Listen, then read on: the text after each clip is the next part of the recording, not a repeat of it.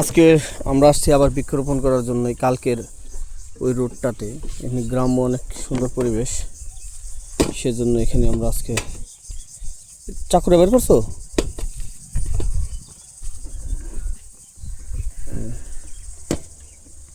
দেহ সিট কাটে না যেন। পানি আনছো? ঠিক আছে। এই পরিবেশে আশা করি গাছটা বাড়বে, সেই সাথে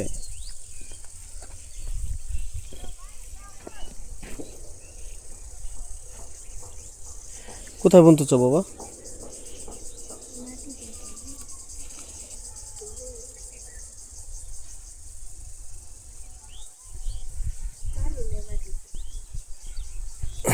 ভিজা মাটি না, বালু মাটি।